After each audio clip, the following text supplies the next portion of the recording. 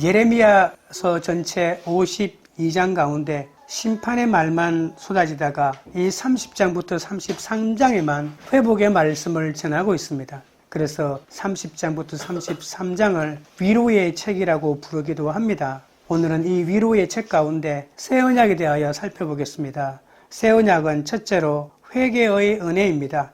15절부터 17절입니다. 여호와께서 이와 같이 말씀하시니라. 라마에서 슬퍼하며 통곡하는 소리가 들리니 라헬이 그 자식 때문에 애곡하는 것이라. 그가 자식이 없어져서 위로받기를 거절하는도다. 여호와께서 이와 같이 말씀하시니라. 내 울음소리와 내 눈물을 멈추어라. 내 일에 싹을 받을 것인즉 그들이 그의 대적의 땅에서 돌아오리라. 여호와의 말씀이니라. 너의 장래에 소망이 있을 것이라. 너의 자녀가 자기들의 지경으로 돌아오리라. 여호와의 말씀이니라.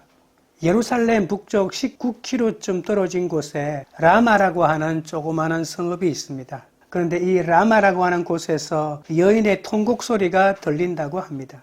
이 라마에는 라헬의 무덤이 있습니다. 야곱의 아내이자 요셉과 베냐민을 낳은 이 여인의 통곡 소리가 들린다는 것이죠. 요셉과 베냐민 가운데 요셉 지파는 없고 요셉의 두 아들인 에브라임과 므낫세가 대신 땅을 기업으로 받지 않습니까? 에브라임과 므낫세와 베냐민은 북이스라엘을 대표하는 지파라고 볼 수가 있습니다. 라헬의 통곡 소리가 들린다라고 하는 것은 북왕국의 멸망을 슬퍼하면서 지금 통곡하고 있다라고 하는 그런 뜻입니다.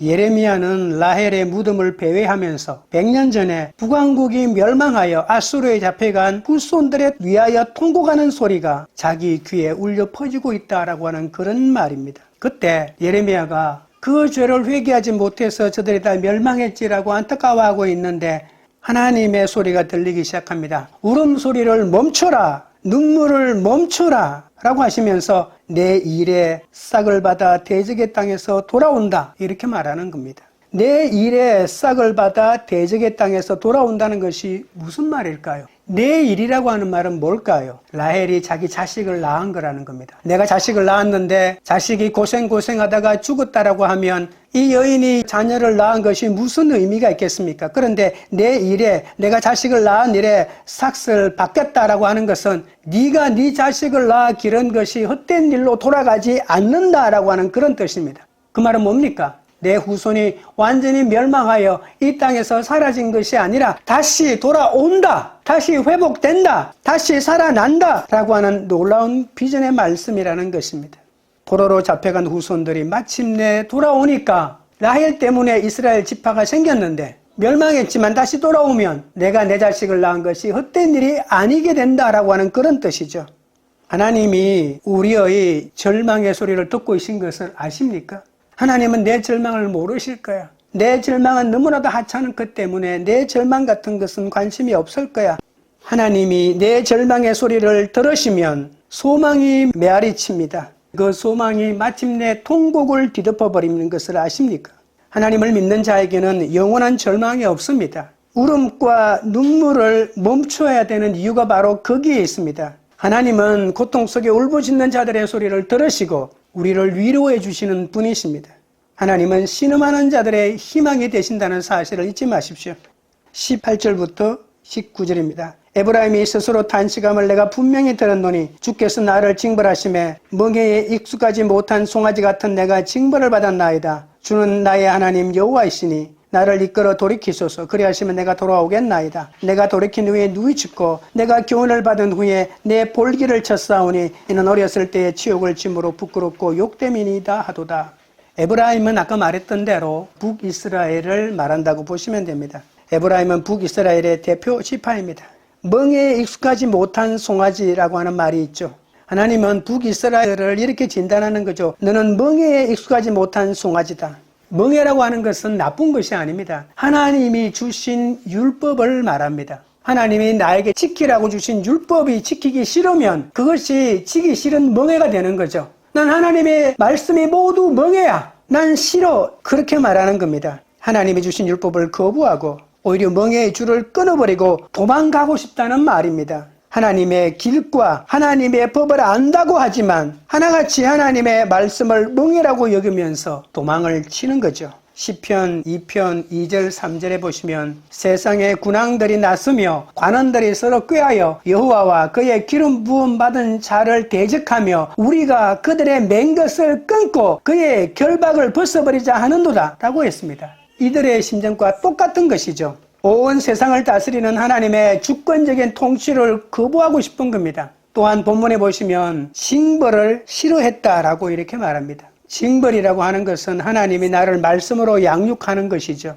하나님은 언제나 법에 따라서 나를 징계하십니다. 그런데 그 징계를 무시한다면 회복은 없습니다. 순종하면 내 잘못이 없어지고 새로운 기회를 부여받는 것이지만 난 그런 징계 나는 관심 없어 라고 하면서 도망을 쳐버리면 그 사람은 영영 회복의 기회를 놓쳐버리는 거죠. 자기를 좋아하는 사람, 말씀 없이 사는 것을 좋아하는 무리 속에 들어가서 죄를 짓다가 결국은 멸망하여 사라질 수밖에 없겠죠. 하나님은 언제나 법에 따라서 말씀으로 나를 징계합니다. 그러니 그 징계를 무시하면 안 됩니다.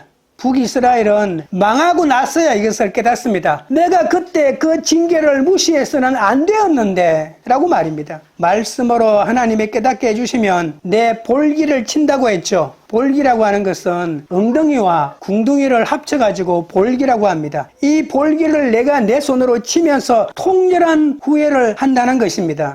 에스겔은 칼로 넓적다리를 친다는 표현을 했는데 하나님 말씀을 멸시한 죄를 깨닫고 나면 그 부끄러움에 어쩔 줄 모르면서 가슴을 치게 되는 거죠. 하나님의 말씀을 멸시한 죄를 깨닫고 나면 얼마나 부끄러운지 모릅니다. 우리도 어린 시절에 지은 죄를 생각하면 몸쓰리를 치지 않습니까? 하나님이 나를 쳤는데 그러면 아픈 줄 알아야 될 거 아니에요. 하나님이 나를 쳤는데 아픈 줄도 모르고 징계를 받기는커녕 바위보다 굳은 얼굴로 내 멋대로 하는 것이야말로 절망 중에 절망입니다. 이스라엘은 멸망하고 난 다음에 자신의 잘못을 깨닫고 탄식했다고 합니다.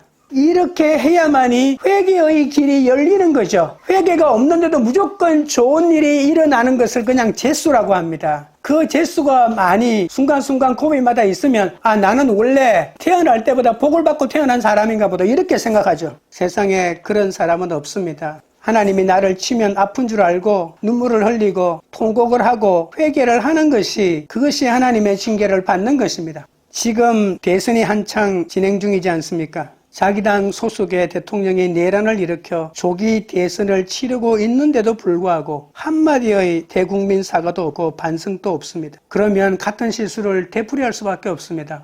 그러나 이스라엘은 회개할 수 있도록 도와달라고 지금 간청하고 있지 않습니까? 후회를 한다고 해서 바로 회개는 아닙니다. 내가 그때 잘못했구나라고 깨닫고 나는 이미 끝장나서 될 대로 되라고 포기하면 회개가 아니고 옛날에 내가 누리고 있던 것을 잃어버렸기 때문에 후회만 하는 것이겠죠. 그러나 하나님이 이끌어 주시면 참된 회개를 할 수 있습니다. 회개야말로 하나님의 은혜입니다. 언제든지 회개할 수 있는 게 아닙니다. 실패했다고 다 회개하는 줄 아십니까? 모든 사람이 나를 떠났다고 다 회개하는 줄 아십니까? 더 악에 바치는 사람도 있습니다. 사도행전 11장 18절에 하나님이 이방인들에게도 생명 얻는 회개를 주셨다라고 했습니다. 회개는 하나님이 주시는 겁니다. 회개는 하나님의 선물이라는 사실을 명심하셔야 합니다. 20절입니다. 에브라임은 나의 사랑하는 아들 기뻐하는 자식이 아니냐. 내가 그를 책망하여 말할 때마다 깊이 생각하노라. 그러므로 그를 위하여 내 창자가 더 끄르니 내가 반드시 그를 불쌍히 여기리라. 여호와의 말씀이니라. 하나님은 에브라임을 사랑하는 아들처럼 여긴다고 합니다. 이 사랑이 이스라엘을 회복시킵니다. 내 잘못을 누이치면 바로 회개할 거야? 아닙니다. 하나님이 끊임없이 사랑하는 아들처럼 이스라엘을 품고 또 품었기 때문에 라마에서 통곡하는 라헬의 소리는 하나님의 통곡 아니겠습니까? 하나님의 통곡이자 라헬의 통곡이자 예레미야의 통곡 아닙니까? 하나님은 에브라임을 잃어버린 자식처럼 여기면서 돌아오라고 간절히 기다리고 있습니다. 그 하나님의 사랑을 이렇게 표현합니다. 내 창자가 들끓는 것 같다라고 말합니다. 내 창자가 들끓는 것 같은 사랑, 내 속이 파도치는 감당할 수 없는 고통, 속이 뒤틀려 어찌할 바를 모른다는 것인데 그런 고통을 겪으면서도 자신의 도망간 아들이 돌아오기를 바라고 있는 아비의 심정, 그 아비의 사랑이 우리로 하여금 회개의 길로 인도한다는 사실입니다. 하나님이 이스라엘을 향한 참을 수 없는 사랑으로 당신의 진노를 극복하신다는 사실입니다. 말씀대로 살지 않는 사람을 죽여버리고 싶지만 당신 속에 그 아들을 향한 창자가 뒤틀리는 끝없는 그 사랑 때문에 마침내 당신의 진노를 극복하고 회개할 수 있는 은혜를 부어준다는 겁니다. 호세아 11장 8절 9절에 에브라임이여 내가 어찌 너를 놓겠느냐, 이스라엘이여 내가 어찌 너를 버리겠느냐, 내가 어찌 너를 아드마같이 놓겠느냐, 어찌 너를 스보임같이 두겠느냐, 내 마음이 내 속에서 돌이켜 나를 국률이 온전히 불부듯 하도다 라고 했습니다. 피는 물보다 진하지 않습니까? 하나님의 불쌍히 여김이 없이는 누구도 용서의 길이 열리지 않습니다. 공의에 의한 심판과 사랑에 의한 구원 사이에 하나님은 끊임없이 갈등하면서 마침내 그 사랑으로 심판의 마음을 돌이키고 한 번 더 그들에게 기회를 주기로 회개의 능력이 없는 그들에게 하나님이 선물로 회개할 수 있는 마음을 허락하시는 거죠. 하나님의 사랑만이 죽음에 넘겨진 인간을 회복합니다. 마가복음 6장 34절에 예수께서 나오사 큰 무리를 보시고 그 목자 없는 양 같음으로 인하여 불쌍히 여기사 이에 여러 가지로 가르치시더라고 했습니다. 불쌍히 여겼다고 하는 말이 헬라어로 스플랑코니조마이라고 하는 말입니다. 애간장이 녹는다, 창자가 끊어질 듯 고통스럽다, 그런 뜻입니다. 예수님의 마음이 바로 이 하나님의 마음 아니겠습니까? 복음 전파의 밑바닥에는 이런 불쌍히 여기는 애간장이 녹는 예수 그리스도의 마음이 있기 때문에 가능한 것이죠. 방탕한 자식도 포기하지 않고 끝까지 기다리며 불쌍히 여기는 아버지의 마음이, 아버지의 용서가 바로 이 새 언약의 기초라고 하는 사실입니다. 애간장이 녹는 하나님의 사랑이 죄인을 마침내 용서로 이끌고 회복시킨다는 사실을 잊지 말아야 합니다. 둘째로 새 언약은 새로운 창조입니다. 21절 22절입니다. 처녀 이스라엘아 너의 이정표를 세우며 너의 편말을 만들고 큰 길 곧 내가 전에 가던 길을 마음에 두라. 돌아오라 내 성읍들로 돌아오라. 반역한 딸아 내가 어느 때까지 방황하겠느냐. 여호와가 새 일을 세상에 창조하였나니 곧 여자가 남자를 둘러싸리라. 이스라엘은 아수르 변방으로 끌려가면서 광야의 바위나 나무를 보면서 눈물을 흘렸을 것입니다. 내가 보는 이 나무는 내가 다시는 보지 못할 거야. 내가 보는 저 바위는 내가 다시는 보지 못할 거야. 고국 땅에 있는 산천은 나는 다시는 보지 못할 거야. 모든 것을 그리워하던 눈 속에 담으면서 고국 땅을 떠날 것입니다. 그런데 그렇게 끌려갈 때 마음을 고통스럽게 했던 그것들이 이제는 고국으로 돌아올 때 고국으로 가는 길을 안내해주는 이정표가 된다고 말하고 있는 것이죠. 이정표를 세우고 편말을 만들고라고 하는 것은 나를 절망으로 몰아넣었던 추억들이 이제는 새로운 회복의 길로 인도하는 하나님의 이정표가 된다는 사실입니다. 이스라엘은 반역한 딸이라고 말하고 있습니다. 하나님과 언제나 마주보고 있던 딸이 어느 날 갑자기 하나님에게서 돌아서서 딴 곳으로 가버리는 겁니다. 하나님은 그렇게 떠나버린 딸 같은 이스라엘에게 나에게로 돌아오라. 나에게서 돌아서 나간 내 딸아, 이제 다시 내게로 돌아오라고 외치고 있는 것입니다. 22절 마지막 부분을 보십시오. 여자가 남자를 둘러싸리라. 해석이 참 어렵죠. 강강수울래를 한다는 말인가? 하나님은 여자가 남자를 둘러싸는 새로운 창조를 하신다고 하는 것인데 여자는 타락한 이스라엘이라고 생각할 수 있고 남자는 하나님이라고 볼 수가 있습니다. 여자는 아내라고 말할 수 있고 남자는 남편이라고 말할 수 있을 것입니다. 둘러싼다는 말은 끌어안는다는 것입니다. 가슴이 쓰러지듯 끌어안는다는 것입니다. 바람난 아내가 집을 나가 도망갔다가 다시 남편에게 돌아와서 남편을 쓸어안는다는 뜻 아니겠습니까? 도망간 이스라엘이 돌아올 때 하나님이 사랑으로 그를 받아들인다는 뜻입니다. 이것이야말로 새 창조 아니겠습니까? 하나님을 둘러싸고 찬양하고 예배하는 관계가 아니겠습니까? 남편을 버리고 바람난 아내가 마침내 본 남편에게로 돌아오는 겁니다. 본 남편에게로, 바람난 아내는 본 남편에게로 돌아올 수 없습니다. 왜냐고요? 율법에 명확하게 말합니다. 남편의 품을 떠난 아내는 다시 본 남편에게 돌아올 수 없다. 받아주면 니 죽고 내 죽는다. 못 받아들이게 돼 있어요. 돌아와서도 안 되고 받아줘서도 안 된다고 기록되어 있기 때문에. 하나님이 주신 율법 아닙니까? 그런데 하나님이 율법을 파기시킵니다. 돌아올 수 있다. 맞이할 수 있다. 이렇게 만들어버린다는 사실입니다. 율법을 뛰어넘는 이 하나님의 사랑. 율법을 이기는 하나님의 사랑을 여기서 보여주고 있는 것입니다. 바람나 딴 남자에게 가서 몸을 판 그 아내가 이제는 아름다운 신부가 되어 다시 돌아온다는 것입니다. 아름다운 신부로 맞이한다는 것입니다. 신부의 옷을 입혀서 맞이한다는 것입니다. 새 신부처럼 그렇게 맞이한다는 것입니다. 왜요? 새 창조이기 때문에. 이제 옛 바람난 아내는 사라졌습니다. 새로운 신부가 되어 하나님 앞에 나타날 것입니다. 이스라엘은 흠과 티와 주름이 없는 신부가 됩니다. 남편이신 하나님의 품을 떠나 바람난 이스라엘이 다시 하나님께로 돌아오는 이 일이 어찌 새 창조가 아니겠습니까?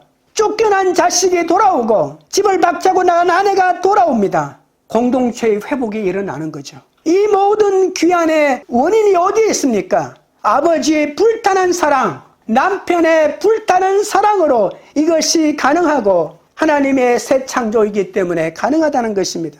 우리 조국의 역사에도 이러한 새 창조가 일어나야 되지 않겠습니까? 우리의 가정에도 새 창조가 일어나야 되지 않겠습니까? 내 딸은 안 돼. 저놈의 자식은 안 돼. 저놈의 남편은 안 돼. 저 아내는 안 돼. 저 부모는 안 돼. 이렇게 우리가 서로가 서로에 향한 끝없는 상처와 가시돋친 말을 내뱉고 있지만 하나님의 새 창조가 일어나면 가능하다는 것입니다. 바람난 아내도 새 신부가 되어 돌아오게 하시는 하나님의 새 창조가 우리 가정에 일어나면 우리 가정 회복이 일어나지 않겠습니까? 내 마음에 회복이 일어나지 않겠습니까? 부모를 원망하고 배경을 원망하고 자식을 원망하고 남편을 원망하고 아내를 원망했던 그 마음에 이 하나님의 새 창조가 일어나면 이 모든 것이 내 탓이다라고 깨닫게 되지 않겠습니까? 껍데기는 가고 새로운 역사가 나타나야 합니다. 진짜가 나타나야 합니다. 역사가 기다리고 기다렸던 그 진짜가 이 조국의 역사에도 나타나야 하고 그리고 우리 가정에도 나타나야 하고 우리 교회에도 나타나야 한다는 사실입니다. 하나님이 이 땅을 불쌍히 여겨 굽어 살펴주시면 하나님의 새 창조 역사가 일어난다는 사실입니다. 23절부터 26절입니다. 만군의 여호와 이스라엘의 하나님께서 이와 같이 말씀하시니라. 내가 그 사로잡힌 자를 돌아오게 할 때에 그들이 유다 땅과 그 성읍들에서 다시 이 말을 쓰리니 곧 의로운 처소요 거룩한 산이요 여호와께서 내게 복 주시기를 원하노라 할 것이며 유다와 그 모든 성읍의 농부와 양떼를 인도하는 자가 거기에 함께 살리니 이는 내가 그 피곤한 심령을 상쾌하게 하며 모든 연약한 심령을 만족하게 하였음이라 하시기로 내가 깨어보니 내 잠이 달았더라. 성전이 더럽혀지고 하나님이 떠나자 성전에서 찬송 소리가 멈추어졌죠. 그런데 성전에서 다시 예배가 살아난다고 합니다. 포로들도 돌아오고 하나님도 돌아오셔서 당신의 백성을 축복하기 위해서 보좌에 좌정하신다고 말씀하십니다. 오늘 24절에 보시면 농부와 양떼를 인도하는 자 두 부류가 나오죠. 농부와 양떼를 인도하는 자는 서로 앙숙입니다. 서로 못 잡아먹어서 안달입니다. 그런데 농부와 양떼를 인도하는 자들이 서로 동거하며 다투지 않고 평화롭게 지내고 거룩한 예배에 함께 참여한다고 합니다. 이 모든 것이 하나님의 새 창조가 이루어졌기 때문입니다. 26절에 보십시오. 깨어보니 잠이 달았더라. 꿈에서 만난 하나님 때문입니다. 꿈에서 헛것을 보았기 때문이 아닙니다. 많이 잤기 때문에 꿈이 단 것이 아닙니다. 하나님은 우리가 새로운 미래를 앞당겨 볼 수 있도록 계시를 부어주셨습니다. 언제? 꿈속에서 말입니다. 선지자는 내일의 빛 아래서 오늘을 해석하는 자들입니다. 현재를 가지고 현재의 국제 정세를 살펴보니 국제가 이렇게 되겠다고 해요. 미래를 점치는 자가 아닙니다. 하나님이 먼저 내 미래를 보여주십니다. 내 미래는 이렇다. 그 빛 아래에 내 현재를 해석해내야 합니다. 그런데 우리는 왜 과거를 가지고 내 현재를 해석하려고 합니까? 내가 누구 밑에서 태어났고 내가 어떤 환경에서 자라났다라고 하는 그 과거의 조건으로 내 현재와 미래를 해석하려고 합니다. 하나님은 그걸 원치 않습니다. 미래의 빛 아래에서 내가 예수 그리스도 안에서 어떤 존재인지 하나님을 내 뒤에 배경으로 놓고 난 다음에 내 삶을 해석해야 한다는 사실입니다. 우리는 사탄과 이겨놓은 싸움을 하고 있습니다. 종말의 비전으로 현재를 살아가는 자들이 바로 그리스도인 아니겠습니까? 십자가와 부활의 높은 전망대 위에 올라가 보십시오. 우리는 십자가와 부활의 전망대에서 내 삶을 바라보는 자들입니다. 우리에게 이기지 못할 싸움이 어디 있고 통과하지 못할 시험이 어디 있겠습니까? 요한계시록의 핵심 가운데 하나가 바로 교회입니다. 그런데 요한계시록은 두 가지의 교회가 있습니다. 지상에서 전투하는 교회와 천상에서 승리한 교회입니다. 요한계시록은 지상의 교회와 천상의 교회의 모습을 번갈아 보여주고 있습니다. 이것이 바로 묵시입니다. 여러분, 묵시에는 초월이 일어납니다. 공간적인 초월이 일어납니다. 하늘의 교회가 나타났다. 땅의 교회가 나타났다. 그리고 시간적인 초월도 일어납니다. 현재가 나타났다. 종말이 나타났다. 시간과 공간이 초월의 역사가 일어납니다. 왜 그럴까요? 승리한 교회의 모습으로 전투하고 있는 내 현재를 바라보라고 하는 사실입니다. 땅에서 힘겹게 전투하는 교회는 아무리 힘겨워도 포기하지 말라고 합니다. 왜냐하면 이미 승리한 교회니까. 이미 하나님의 은혜 가운데서 모든 것을 승리하고 지금 하늘에서 하나님을 예배하고 있으니까 나는 이미 승리한 자다. 이 교회는 이미 승리한 교회다. 그런 관점으로 사탄과의 싸움에서 밀리지 말고 포기하지 말라고 하는 것입니다. 교회는 이미 이겼습니다. 승리하여 천상에서 하나님께 경배하는 교회를 바라보며 죽기까지 충성하는 것이 지상교회의 사명입니다. 우리도 승리한 예수의 영광을 바라보면서 우리에게 주어진 각자의 전투를 멈추지 말아야 합니다. 힘들고 고생할 수 있습니다. 그러나 우리는 천국의 백성으로서 지금 이 전투에 임하고 있는 것이죠. 여러분, 우리는 그냥 배역을 맡은 것뿐입니다. 어떤 사람은 왕의 배역을 맡았고 어떤 사람은 고생하는 배역을 맡았을 뿐입니다. 그런데 주인공이 누구냐가 중요하지 않겠습니까? 어떤 사람이 장면이 많이 나타나고 어떤 사람이 개런티들을 많이 받고 이것이 중요한 것이지, 내가 왕복을 입고 왕으로 나타나느냐 아니면 거지로 나타나는 이것은 중요하지 않습니다. 이 드라마에 나는 왕이다, 그것이 무슨 의미가 있습니까? 몇 번 나오지도 않는데, 주인공도 아닌데. 우리의 단잠은 한여름밤의 꿈이 아닙니다.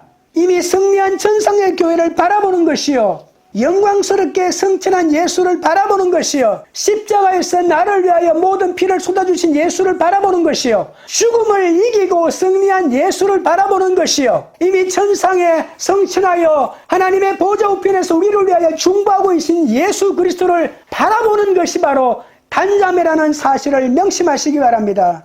27절부터 30절입니다. 여호와의 말씀이니라. 보라, 내가 사람의 씨와 짐승의 씨를 이스라엘 집과 유다 집에 뿌릴 날이 이르리니 깨어서 그들을 뿌리 뽑으며 무너뜨리며 전복하며 멸망시키며 괴롭게 하던 것과 같이 내가 깨어서 그들을 세우며 심으리라. 여호와의 말씀이니라. 그때 그들이 말하기를 다시는 아버지가 신포도를 먹었으므로 아들들의 이가 시다 하지 아니하겠고, 신포도를 먹는 자마다 그의 이가 신 것 같이 누구나 자기의 죄악으로 말미암아 죽으리라.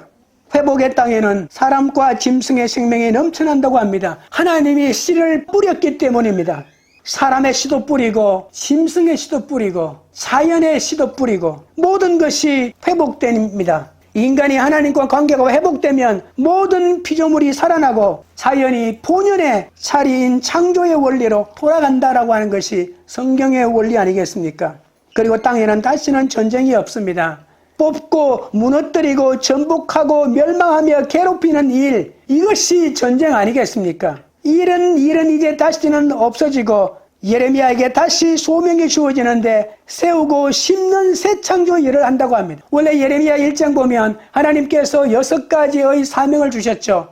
그러나 이제는 뽑고 무너뜨리고 전복하고 멸망하는 일은 없어지고 세우고 심는, 뿌리고 심고 거두는 창조의 역사만 일어날 것입니다. 심판은 지나가고 회복의 시대가 열리고 있습니다. 포로들도 이렇게 말합니다. 내 입이 신 것은 아버지가 신 포도를 먹었기 때문이다. 이게 무슨 말입니까? 내가 포로로 잡혀온 것은 내 잘못이 아니고 부모 잘못이다, 이 말입니다. 난 신 포도를 먹은 적이 없어. 신 포도를 먹은 사람은 우리 아버지야. 근데 왜 내 입이 있어? 아버지 잘못 때문에 내가 이렇게 고생한다. 하나님이 불공평하기 때문에 내가 이런 고생을 한다. 부모를 탓하고 하나님에게 불평불만을 쏟아내는 포로 2세들이 내뱉는 불평불만이었습니다. 세대 갈등이 얼마나 많았겠습니까?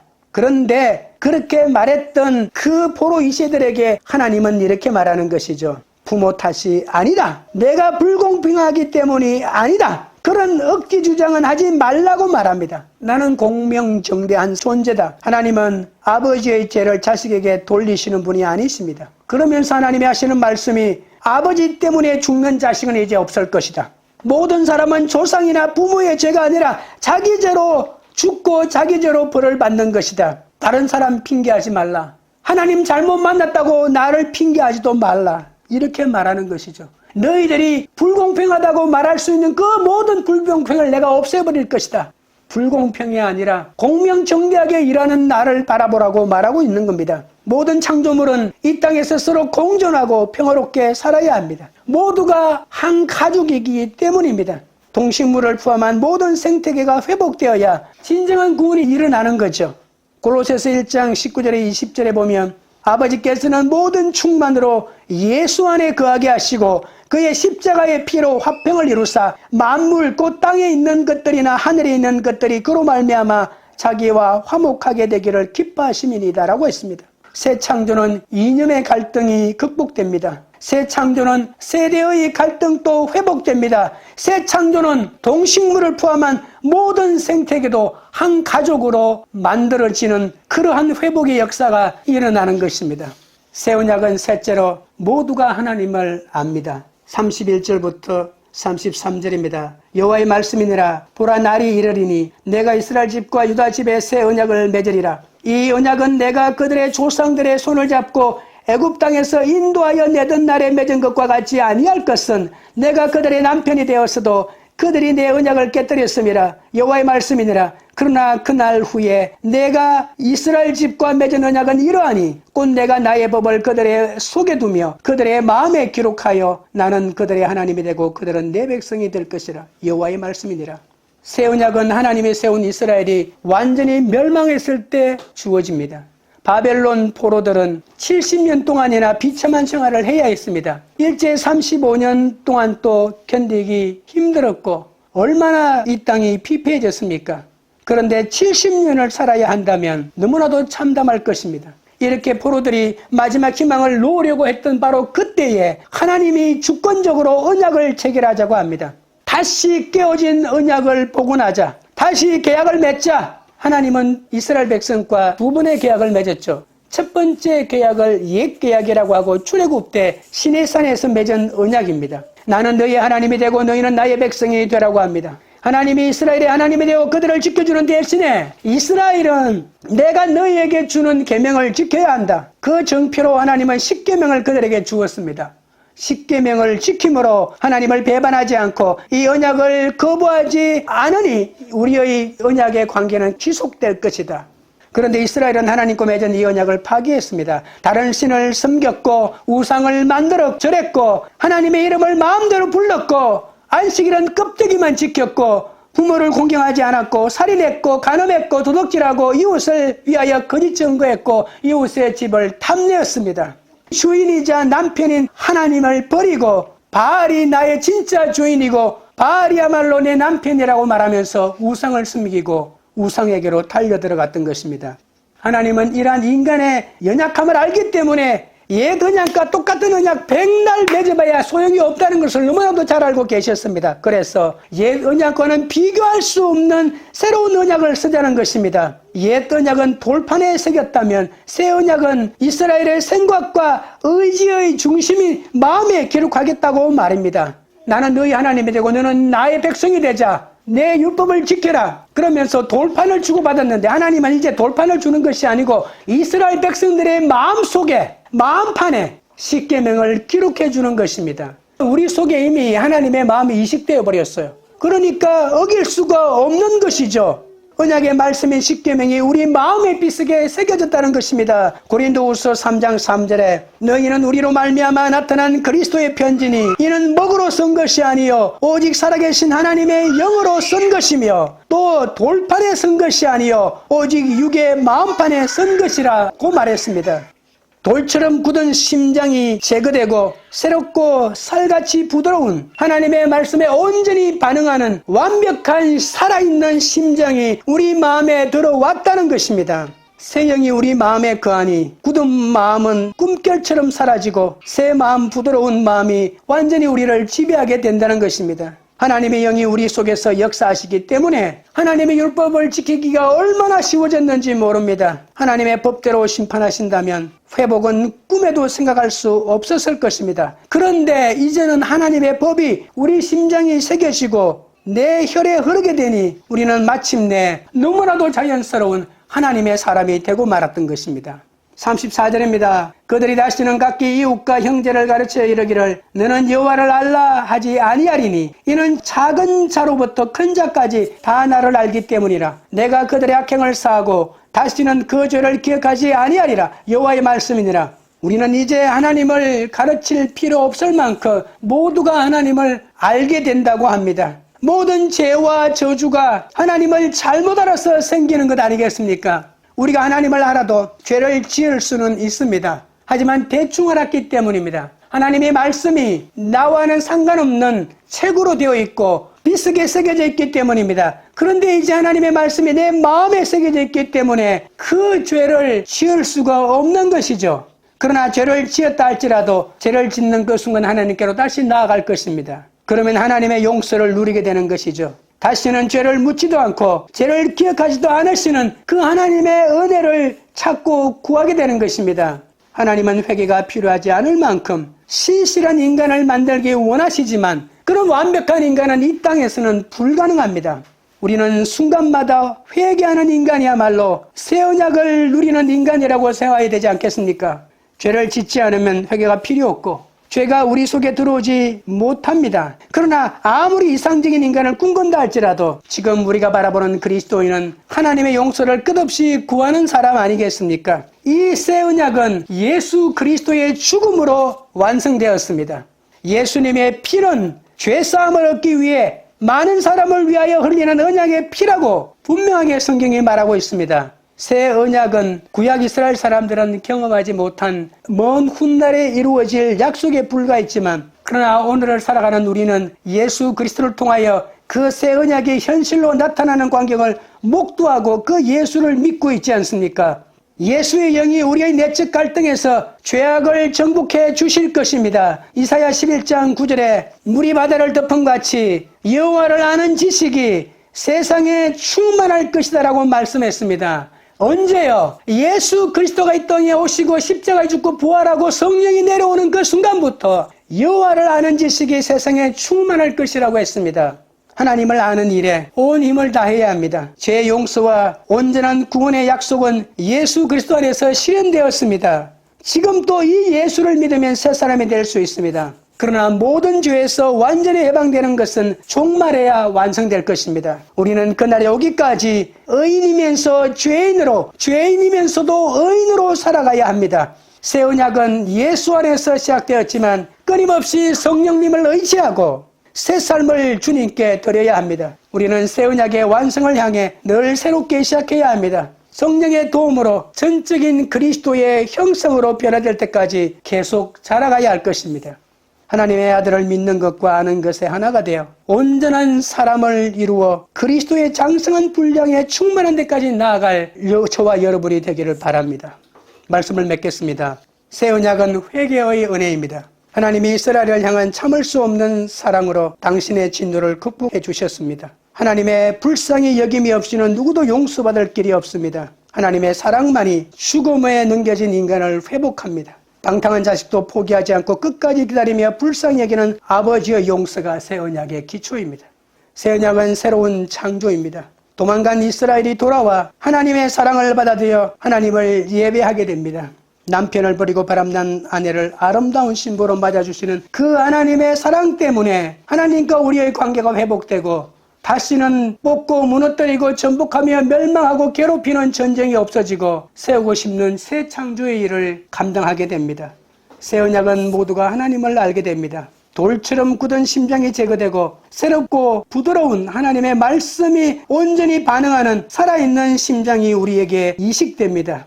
성령이 우리 속에 거하니 굳은 마음은 제거되고 새 마음 부드러운 마음으로 물이 바다를 덮음같이 여호와를 아는 지식에 충만하여 끊임없이 성령님을 의지하고 새로운 삶을 살아가는 여러분 되시기를 주님의 이름으로 축원드립니다. 찬양드리고 기도하겠습니다.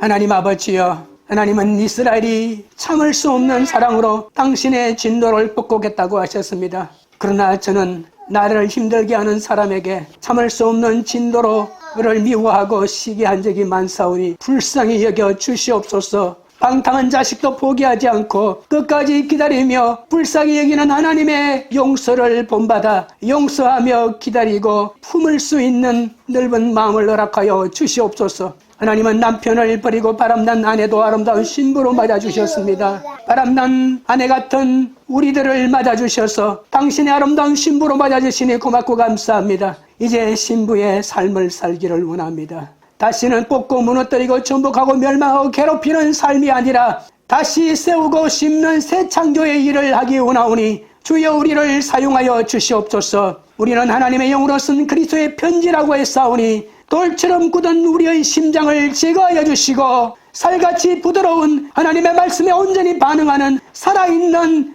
말씀의 심장으로 만들어 주시옵소서. 성령이 우리 가운데 오셔서 물이 바다를 덮음같이 여호와를 아는 지식에 충만하여 하나님을 전하고 하나님의 새 창조의 일을 하며 새 언약을 맺은 사람으로 살아갈 수 있도록 인도하여 주시옵소서. 관교리들 교회가 회개의 은혜를 누리는 공동체가 되게 하옵소서. 새 창조의 일을 감당하는 공동체가 되게 하옵소서. 모두가 하나님을 아는 아름다운 세상을 꿈꾸며 예수 그리스도의 복음을 열방에 선포하는 교회가 될 수 있도록 역사하여 주시옵소서. 예수님의 이름으로 기도드리옵나이다.